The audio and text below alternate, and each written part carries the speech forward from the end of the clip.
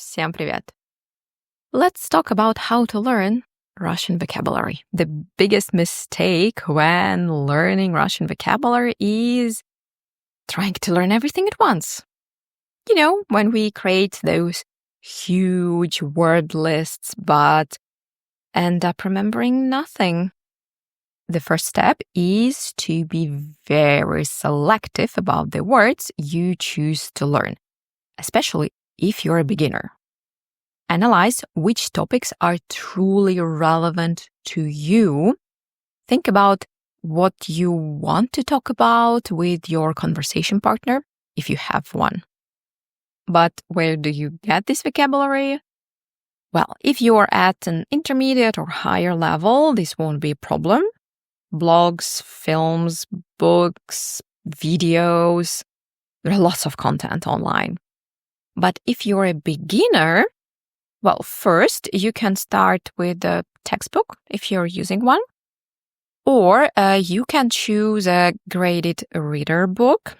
For example, the publisher Zlatoust has adapted books for different levels, including very short texts for total beginners.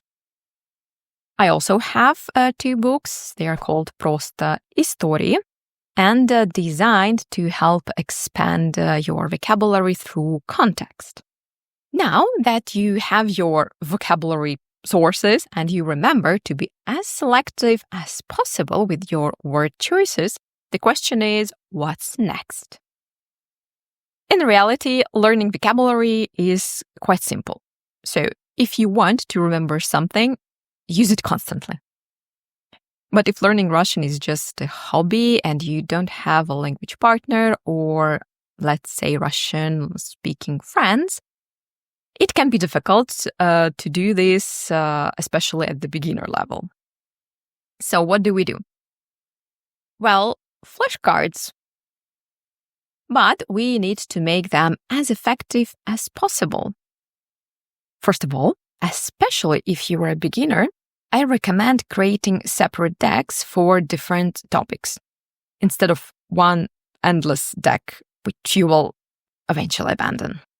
So let's take a transcript from one of my podcast episodes. It's a thematic episode on the topic of holidays, and my goal when working with this text is, for example, to choose phrases that will help me talk about holidays and celebrations in my own life.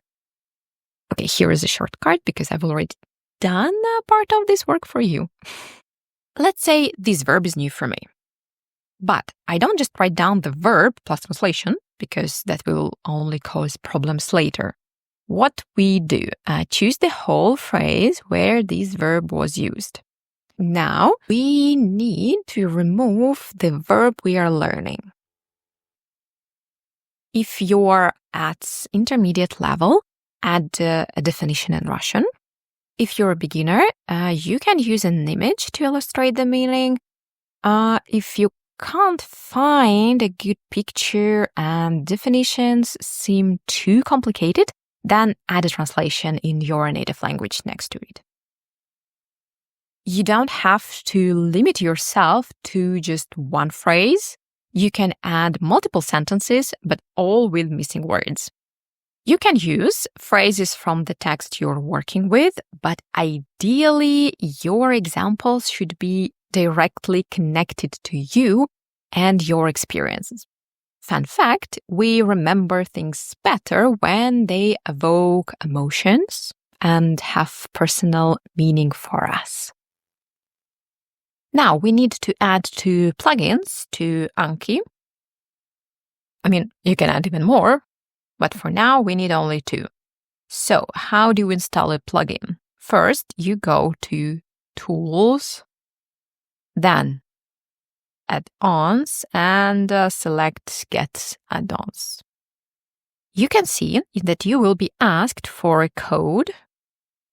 On all plugin pages, you will find a small code. So you just need this to install new plugins. It will be awesome TTS, so we can add audio to our flashcards.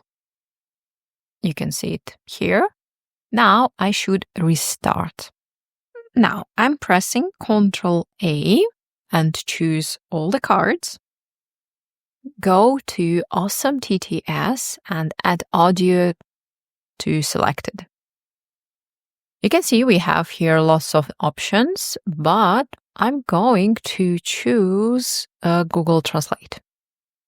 Then you have to choose the language, Russian. Now we have to change source field and destination field to the back. I don't know, for some reasons, for me, it's written in Russian. So лицо, like face, and оборот is back.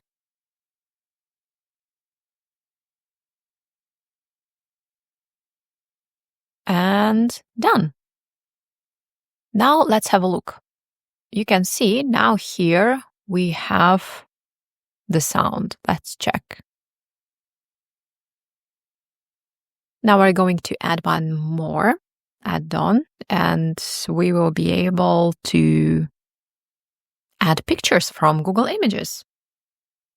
To be able to do that, we are going to look at the cards. Let's select all of the cards. Now we are going to add Google Images. So here, this plugin will search for images using the text in the front or back field. Front, back, and return the results. So I'm going to choose back, so like the Russian word. Then we will apply images to the front and append. You can also choose how many pictures you want to add. Let's say 2, for example, or 3. So later on you can choose which one is better. And start. Let's have a look.